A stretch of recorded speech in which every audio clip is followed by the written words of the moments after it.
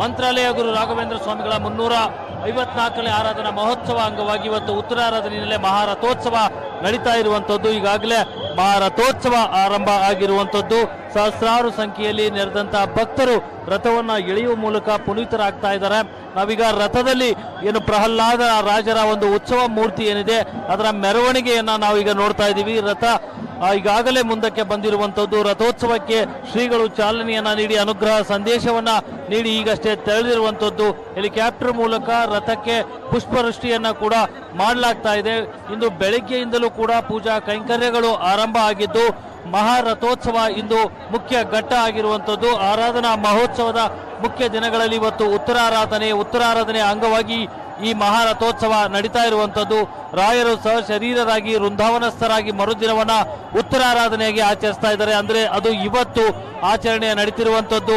ಈ ಒಂದು ಮಹಾರಥವನ್ನ ಮಠದ ಏನು ರಾಜ ಬೀದಿಯಲ್ಲಿ ಎಳೆಯುವ ಮೂಲಕ ಉತ್ತರ ಆರಾಧನೆಯ ಸಂಭ್ರಮವನ್ನ ಇಲ್ಲ ಭಕ್ತರು ಸಂಭ್ರಮಿಸ್ತಾ ಇರೋದನ್ನ ನಾವು ನೋಡ್ತಾ ಇದ್ದೀವಿ. ಮುಖ್ಯವಾಗಿ ಇವತ್ತು ಏನು ರಾಯರು ಪ್ರಹ್ಲಾದ ರಾಜರ ರೂಪದಲ್ಲಿ ಬಹಿರ್ಮುಖವಾಗಿ ಹೊರಗಡೆ ಬಂದು ಭಕ್ತರಿಗೆ ದರ್ಶನವನ್ನ ಕೊಡ್ತಾರೆ, ಜೊತೆಗೆ ಏನು ಭಕ್ತರಿಗೆ ಅನುಗ್ರಹ ನೀಡಿದ್ದಾರೆ ಅನ್ನುವಂತಹ ಪ್ರತೀತಿ ಇದೆ.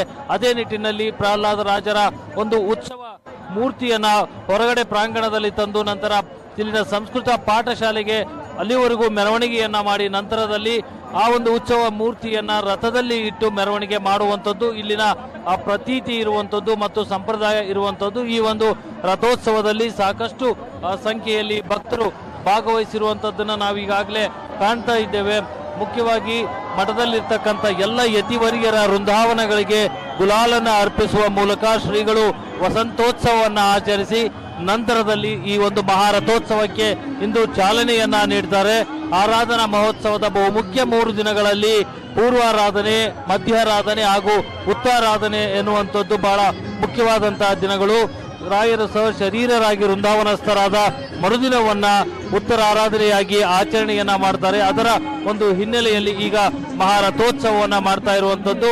ಈ ಒಂದು ನಿಟ್ಟಿನಲ್ಲಿ ಸಹಸ್ರಾರು ಸಂಖ್ಯೆಯಲ್ಲಿ ಮಠದ ಒಂದು ರಾಜ ಬೀದಿಯಲ್ಲಿ ಸೇರಿರುವಂತದ್ದು ಮಹಾರಥೋತ್ಸವ ನಡೀತಾ ಇರುವಂತದ್ದನ್ನ ನಾವು ನಿಮಗೆ ತೋರಿಸ್ತಾ ಇದ್ದೀವಿ. ಜೊತೆಗೆ ಸಹಸ್ರಾರು ಸಂಖ್ಯೆಯಲ್ಲಿ ಬಂದಿರುವ ಜನರನ್ನು ಕೂಡ ನಿಮಗೆ ನಾವು ತೋರಿಸ್ತಾ ಇದ್ದೀವಿ. ಹಿಂದೆಂದಿಗಂತಲೂ ಕೂಡ ಈಗ ಭಕ್ತರ ಸಂಖ್ಯೆ ಅಧಿಕ ಆಗಿರೋದನ್ನು ನಾವು ನೋಡ್ತಾ ಇದ್ದೀವಿ. ಒಂದು ರಾಜ ಬೀದಿಯಲ್ಲಿ ಎಲ್ಲಿ ನೋಡಿದರೂ ಜನರೇ ಕಾಣಿಸ್ತಾ ಇರುವಂತದ್ದು ನಿಮಗೆ ಕಾಣ್ತಾ ಇದೆ.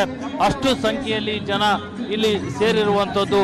ನಿಜಕ್ಕೂ ಕೂಡ ಏನು 7 ದಿನಗಳ ಕಾಲ ನಡೆಯುವಂತ ಸಪ್ತ ರಾತ್ರೋತ್ಸವ ಅನ್ನುವಂಥದ್ದು ಏನಿದೆ ಅದರ 3 ಮುಖ್ಯ ದಿನಗಳು ಇಂದಿಗೆ ಅಂತ್ಯ ಆಗುವಂಥದ್ದು. ಅಂದ್ರೆ ಉತ್ತರ ಆರಾಧನೆಯ ಮೂಲಕ ರಾಯರ ಆರಾಧನೆಯ ಬಹುಮುಖ್ಯ ದಿನಗಳು ಮುಗಿಯುತ್ತೆ. ಇನ್ನು 2 ದಿನಗಳ ಕಾಲ ಮಂತ್ರಾಲಯದಲ್ಲಿ ವಿಶೇಷ ಪೂಜೆಗಳು ಮತ್ತು ಸಾಂಸ್ಕೃತಿಕ ಕಾರ್ಯಕ್ರಮಗಳನ್ನ ಮಾಡುವಂಥದ್ದು. ಸಾಕಷ್ಟು ಸಂಖ್ಯೆಯಲ್ಲಿ ಭಕ್ತರು ಕೇವಲ ರಾಜ್ಯ ಮಾತ್ರವಲ್ಲದೆ ದೇಶ ವಿದೇಶಗಳಿಂದಲೂ ಕೂಡ ಇಲ್ಲಿಗೆ ಬಂದಿರುವಂಥದ್ದಿದೆ. ನಿಜಕ್ಕೂ ಉತ್ತರ ಆರಾಧನೆಯ ಸಂಭ್ರಮಕ್ಕಾಗಿ ಈ ಜನ ಇಲ್ಲಿ ಸೇರುವುದನ್ನು ನಾವು ಕಾಣ್ತೀವಿ. ಯಾಕಂದ್ರೆ ಆರಾಧನೆ ಅದು ರಾಯರು ವೃಂದಾವನಸ್ಥರಾದ ಆರಾಧನೆಯ ಮುಖ್ಯ ದಿನ ಉತ್ತರ ಆರಾಧನೆ ಇರುವುದರಿಂದ ಮಹಾರಥೋತ್ಸವದಲ್ಲಿ ಪಾಲ್ಗೊಳ್ಳಲು ಸಾಕಷ್ಟು ಸಂಖ್ಯೆಯಲ್ಲಿ ಇಲ್ಲಿ ಭಾಗವಹಿಸಿರುವಂತದ್ದು. ಕ್ಯಾಮರಾಮನ್ ಯಲ್ಲಪ್ಪ ಜೊತೆ ವಿಜಯ್ ಜಾಗಡ್ಗಲ್, ಪಬ್ಲಿಕ್ ಟಿವಿ, ಮಂತ್ರಾಲಯ.